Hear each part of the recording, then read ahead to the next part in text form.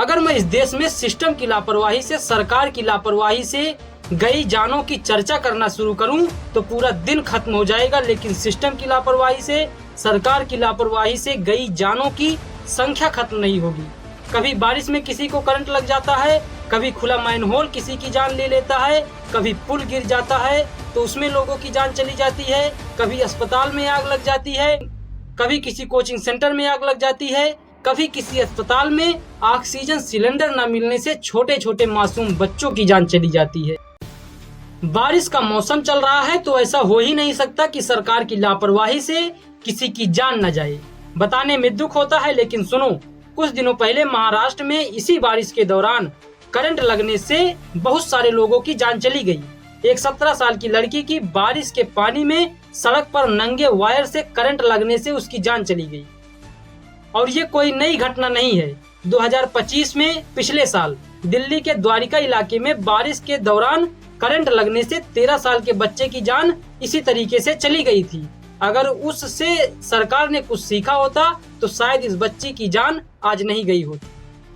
कुछ दिनों पहले एक और घटना सामने आई जिसमें 4 लोगों की करंट लगने से जान चली गई। नवी मुंबई में पानी में छिपे नंगे वायर तार से 2 छात्रों को करंट लगने से उन बच्चियों की जान जाते जाते बची।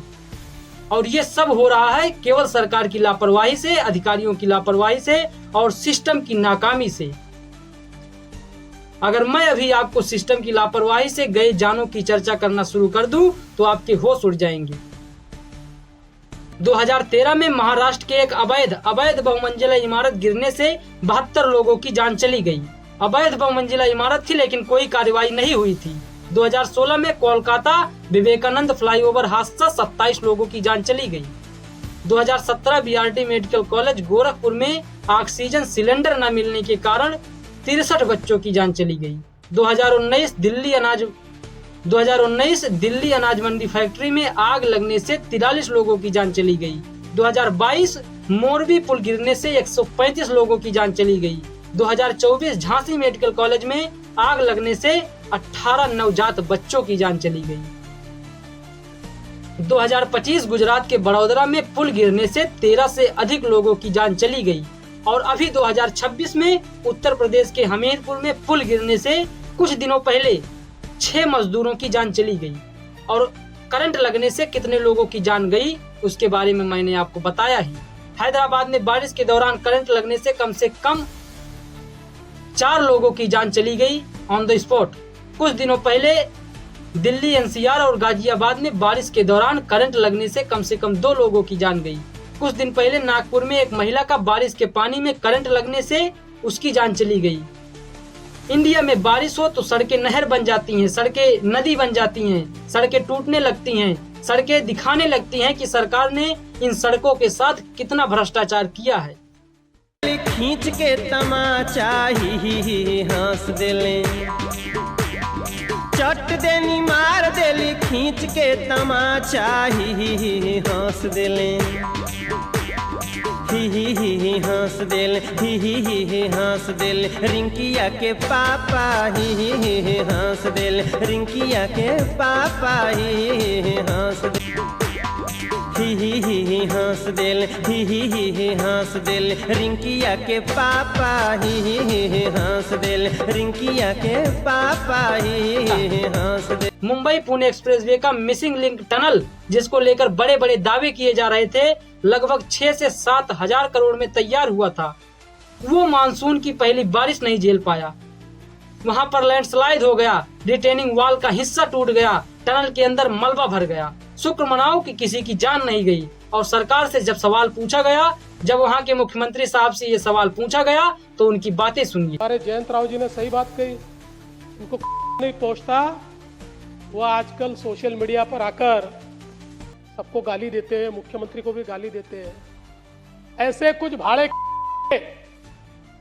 इस मिसिंग लिंक के बारे में भी पैसा ले लेकर सोशल मीडिया पर लिख रहे थे। उनको भी कह देना चाहता हूं, अगर महाराष्ट्र का अपमान करोगे छोड़ूंगा नहीं। साहब, ये महाराष्ट्र का अपमान नहीं, भ्रष्टाचार की सच्चाई है। 6 से 7 हजार करोड़ में तैयार हुआ टनल मानसून की पहली बारिश नहीं झेल पाया और मुख्यमंत्री साहब की शब्दों की मर्यादा सुनिए। ये बात कही, उनको कुत्ता नहीं पहुंचता, वो आजकल सोशल मीडिया पर आकर सबको गाली देते हैं, मुख्यमंत्री को भी गाली देते हैं। ऐसे कुछ भाड़े के टट्टे इस मिसिंग लिंक के बारे में भी पैसा ले लेकर सोशल मीडिया पर लिख रहे थे। उनको भी कह देना चाहता हूं, अगर महाराष्ट्र का अपमान करोगे छोड़ूंगा नहीं। कुछ भी बोल देते हैं, चाहे वो कुत्ता हो या 2 कौड़ी के टट्टू हो। अभी कुछ दिनों पहले एक वीडियो और सामने आया जिसमें दिल्ली के एक मंत्री साहब काफिला लेकर निकल रहे थे इस बारिश के मौसम में और लोगों को रोक दिया गया था कि मंत्री साहब का काफिला निकल रहा है। छोटी सी बच्ची बेचारी वहां पर खड़ी थी। सोचिए, जब इन नेताओं को, इन मंत्रियों को इतनी सुविधा दी जाती है कि इनका एक एक मिनट कीमती है, इसलिए काफिला जाने के लिए सड़कें खाली कर दी जाती हैं, सड़कों को जाम कर दिया जाता है, सड़कों पर लोगों को रोक दिया जाता है, लेकिन फिर भी इनके कामों का असर नहीं दिख पाता। दिल्ली पुलिस वाला बंदा इतनी गाली सुन रहा है ना भाई, आज मैं क्या बताऊं आपको। मैं खड़ा हूं यहाँ पे, बराबर में बच्ची है, अंकल है, पीछे गाड़ियां लाइन लगी पड़ी है। इतनी बारिश में इसने रोका हुआ है, पता है क्यों? सॉरी, मंत्री जी आ रहे हैं, मंत्री जी की गाड़ी पे छत नहीं है शायद, तो वो उन्हें पहले निकलवाना चाहते हैं। ये हमारे एक वोट की ताकत है दोस्तों, और कर लो। उत्तर प्रदेश में कुछ दिनों पहले लखनऊ अलीगंज इलाके में कोचिंग सेंटर में जो आग लगी थी और 15 बच्चों की जान चली गई थी, आपको पता है इससे पहले भी देश में ऐसी बहुत सारी घटनाएं हो चुकी हैं। 2019 में गुजरात के सूरत में कोचिंग सेंटर में आग लगने से 22 छात्रों की जान चली गई थी। फिर 4 साल बाद दिल्ली के मुखर्जी नगर कोचिंग सेंटर में आग लगी। 2024 में दिल्ली के ओल्ड राजेंद्र नगर में कोचिंग सेंटर के बेसमेंट में पानी भर जाने से 3 यूपीएससी एस्पिरेंट की जान चली गई। आग लगने से मौत, पानी भर जाने से मौत, लेकिन उससे हम कुछ सीख नहीं पा रहे हैं और हादसे बार बार होते जा रहे हैं। अगर हमने उससे कुछ सीखा होता तो लखनऊ के कोचिंग सेंटर में जो आग लगी और 15 बच्चों की जान गई, शायद वो घटना नहीं हुई होती। अगर इससे पहले जो घटनाएं हैं उससे कुछ सीखा होता। इसका सोल्यूशन यही है कि हादसे के बाद सिर्फ जांच का ऐलान नहीं होना चाहिए, बल्कि लोगों को ये पता चलना चाहिए कि जांच में क्या निकला और किस पर क्या कार्रवाई हुई। और अगर किसी की लापरवाही साबित होती है तो उसको सिर्फ ट्रांसफर ना किया जाए, बल्कि कानून के अनुसार सख्त से सख्त कार्रवाई उसके ऊपर होनी चाहिए। बारिश शुरू होने से पहले बिजली के तार, मैनहोल और नालों की अच्छी तरीके से जांच होनी चाहिए ताकि कोई भी हादसा न हो पाए।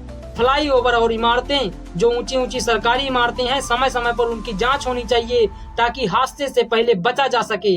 अस्पताल, स्कूल, कोचिंग सेंटर और मॉल जैसी जगहों पर फायर सेफ्टी की टाइम पर जांच होनी चाहिए। अगर कोई आदमी खतरे की सूचना देता है तो वहां जाकर उसकी तुरंत जांच करनी चाहिए कि समस्या क्या है।